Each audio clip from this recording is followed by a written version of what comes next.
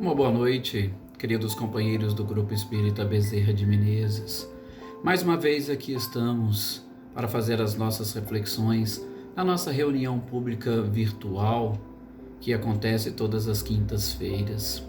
Já tivemos a prece inicial, já tivemos a leitura do Evangelho e, como sempre, somos também brindados pelas canções ou de algum companheiro, ou que sempre são colocadas para nós trabalharmos exatamente com esta harmonização, uma harmonização necessária no sentido de que as notas musicais sempre conseguem acalmar a própria criatura quando ela se coloca à disposição para ouvir e para sentir a vibração que elas possuem. Aliás, tudo no universo é tão perfeito.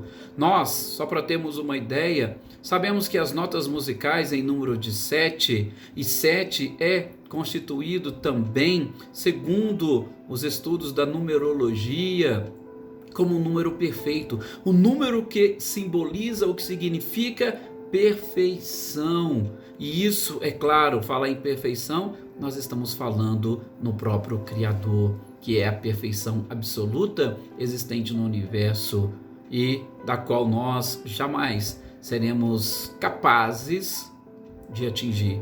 Só chegaremos na perfeição relativa, naquele ponto que o próprio Criador, não vamos nem dizer que permite, é porque nós realmente não conseguiremos atingir esta capacidade de criar. O que nós podemos fazer no máximo é auxiliar nos processos de transformação, é agir sobre o princípio material, melhor dizendo, e nada podemos fazer no que diz respeito ao espírito ou ao princípio espiritual. Esta é uma criação pura e exclusiva do próprio Criador. Então, a gente precisa aprender com isso. E quando nós temos aí essa oportunidade de, através dessas notas musicais, buscarmos esse significado da perfeição, e por que não da perfeição através da própria arte, é sempre bom e interessante quando nós estamos reunidos e ouvindo, sobretudo, estas músicas instrumentais que conseguem calar mais fundo ainda no nosso coração. Por isso eu agradeço a todos aqueles que têm este dom e que os repassam às pessoas. Parabéns a todos vocês. E que bom que nós sempre também colocamos as canções para nos auxiliar. Eu também gosto aqui, se possível, colocar uma musiquinha de fundo quando nós vamos fazer as nossas reflexões. Assim como o Divaldo também fazia nos momentos de psicografia, ele colocava canções clássicas, músicas clássicas, instrumentais, exatamente para tranquilizar o ambiente. E a gente precisa tomar isso como um costume para poder facilitar e, por que não, harmonizar o nosso próprio ambiente. Até mesmo porque, meus queridos companheiros, vou trazer aqui algumas breves reflexões, sim, por conta do nosso próprio tempo. A gente sabe, e as pessoas, sobretudo do mundo de hoje, infelizmente não estão ainda tão habituadas e acostumadas a, mesmo pela tecnologia, ouvir uma palestra de 1 hora, 40, 50 minutos. Aliás, é até estranho, algo que a gente precisa, numa outra oportunidade, refletir. Falta-nos um pouco de tolerância, falta-nos um pouco de paciência. E eu pergunto, por que será? Talvez um dos motivos possa ser exatamente o ponto das nossas reflexões de hoje. O que eu queria tocar? Eu queria tocar exatamente no ponto que Kardec trabalha no Livro dos Médiuns sobre a obsessão, a fascinação e a subjugação. Sim, todas pertencem ao grupo da obsessão lato sensu. Lato sensu seria o quê? Tudo é uma obsessão, tudo é uma influência dos espíritos na nossa vida. Só que ele divide em 3 grupos. da obsessão simples, que vem a ser nada mais, nada menos do que aquela insistência ou aquela persistência que determinados seres têm, exatamente provocando comportamentos em determinadas pessoas ou influenciando determinadas pessoas a adotarem alguns comportamentos. Como diz Kardec, é esta persistência ou uma impertinência em cima de determinadas pessoas, com base inclusive naquela questão 459 no Livro dos Espíritos, onde exatamente foi questionado sobre a possibilidade ou se os espíritos influenciam na nossa vida, e a resposta deles foi que muito mais do que nós somos capazes de imaginar, porque na maioria das vezes são eles quem nos dirigem. São eles quem nos dirigem, por quê? Porque sobretudo dentro deste campo da obsessão mais simples, e a gente chama de obsessão simples, o próprio codificador expõe isso no Livro dos Médiuns, daquela que nós somos capazes de, sozinhos, conseguir nos libertar, conseguir nos livrarmos delas. São obsessões mais simples porque elas estão muito ligadas e vinculadas a estes defeitos, vamos assim dizer, comuns e corriqueiros, e que, infelizmente, muitos de nós não conseguimos perceber, parecendo ser uma naturalidade determinados comportamentos nossos. Alguns vícios comuns, porque muitas das vezes falamos em vício, as pessoas já logo imaginam um vício em bebida, em vício em cigarros ou vício em drogas. Não, às vezes são vícios simples de cuidar da vida do outro, de criticar o comportamento do outro, de sentar-se diante de uma televisão e ouvir uma notícia e não conseguir apenas ouvir aquela notícia, mas tem aquela necessidade, sente a necessidade de tecer algum tipo de crítica, e de preferência uma crítica onde vai julgar o comportamento do outro e automaticamente condená-lo. É estranho que a gente faz isso, até nós percebemos muito disso, né? Eu não sou muito ligado a assistir novelas, mas até em novelas ou filmes onde o ator está representando um papel, tem muitas pessoas que parece que entram naquele papel e, como já tem o hábito de fazer críticas e julgamentos, vai julgar aquele personagem e vai falar que aquela pessoa está errada. A gente já viu alguns atores e atrizes dando entrevista falando que são cercadas na rua e são às vezes até ameaçadas pelas pessoas, para vocês verem como é que é o nível e o grau que nós temos de vícios e defeitos simples, teoricamente. As pessoas não vão conseguir entender dessa forma, mas simples, e que proporcionarão, sobretudo através da lei da atração, a influência de determinados seres na nossa vida.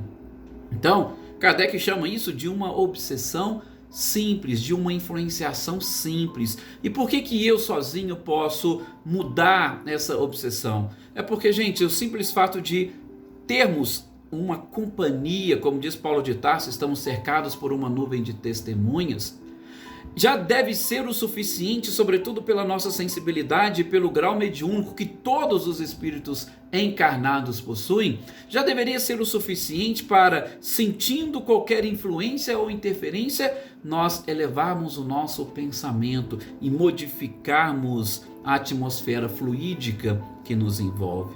Daí, a gente percebeu muito algumas pessoas que já estão aí preocupadas com esse processo de organização da casa espírita, em propor cursos para que as pessoas possam estudar e aprender o espiritismo. E um desses cursos interessantes são aqueles que estão relacionados com a mediunidade, mas um estudo mediúnico pautado também, sobretudo na prática, naquele método das 5 fases de Edgar Armand, que eu acho interessante e fantástico. Porque o método das 5 fases, ele nos ajuda e nos ensina a termos comportamentos adequados e, sobretudo, aptos a evitar sermos completamente influenciados pelos espíritos. Muito pelo contrário, nós como médiuns temos que influenciar os espíritos, sobretudo apresentando ou trazendo para eles a doutrina como principal remédio para os problemas e dificuldades que eles enfrentam. Mas o método das 5 fases, ele traz a percepção de fluidos na primeira, que é quando você apenas e tão somente consegue sentir e perceber que tem alguma coisa diferente, algo no seu comportamento, no seu pensamento mudou. Nós somos capazes de perceber isso. Muitas das vezes nós não queremos, mas nós somos. E a percepção de fluidos muitas das vezes não tem nem um espírito nos influenciando, são apenas os seus fluidos que estão chegando até nós. E às vezes um fluido que vem de um lugar distante, às vezes um fluido de uma pessoa que está emitindo uma vibração para nós, e nós muitas das vezes nos entregamos. Por quê? Porque pela força de atração nós também temos o mesmo defeito, nós temos os mesmos vícios. Então a percepção de fluidos, sobretudo de um fluido diferente daquele que eu sinto, pode me auxiliar nesse processo de identificação desta necessidade de alterar os meus pensamentos e alterar essa atmosfera fluídica que me envolve. Depois, quando a gente aprende a essa parte, essa primeira fase da percepção, ou num fenômeno mediúnico, nós vamos ter a aproximação, porque sentindo os fluidos, havendo uma necessidade de uma comunicação, os espíritos vão se aproximar. Nessa aproximação, nós vamos perceber de uma forma muito mais presente e viva. Talvez nós vamos até mesmo sentir essa aproximação de determinados espíritos, sobretudo neste nosso campo ou nessa nossa atmosfera magnética e fluídica, tentando exatamente adentrar ao campo que nos pertence. Mas é isso a gente vai conseguindo desenvolver com a sensibilidade, com o treinamento, com a prática. Depois, a terceira fase é do contato, porque aí quando houve aproximação, o espírito já mantém contato conosco. É como se ele desse um toque: ó, tô aqui, tá? Eu estou aqui, você me chamou e eu vim. Você começou a beber alguma coisa, opa, eu achei interessante, eu vim. Ah, você tem esse vício, começou a falar mal do outro, opa, cheguei, estou aqui, eu vim. E ali começa a compartilhar conosco dessa mesma atmosfera.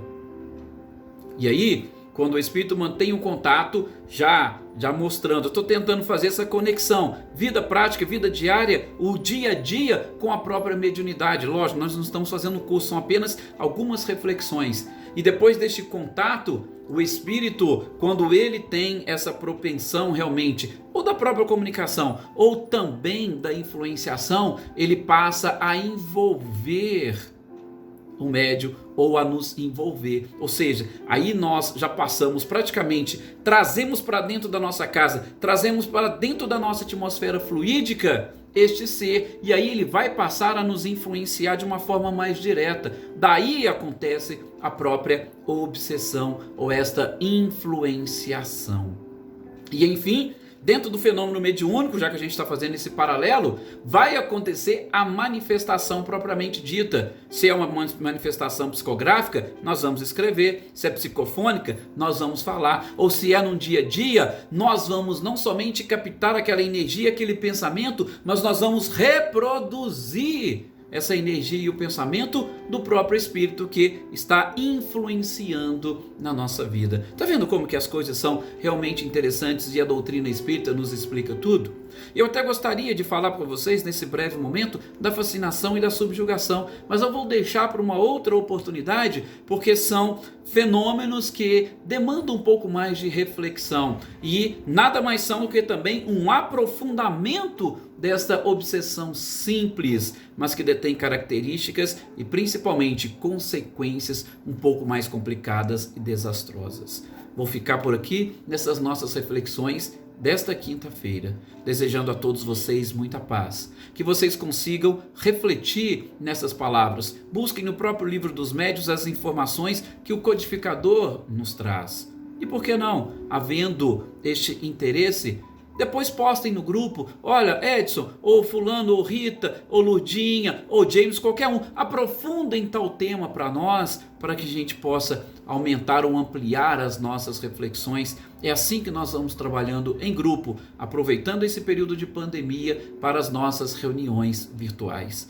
Mais uma vez agradeço a todos vocês, agradeço aos organizadores essa oportunidade e peço para que cada um sinta Assim como nós sentimos na obsessão simples a influência dos espíritos, eu quero que vocês sintam a presença do seu anjo da guarda, a presença do nosso Mestre amado e querido Jesus na sua vida.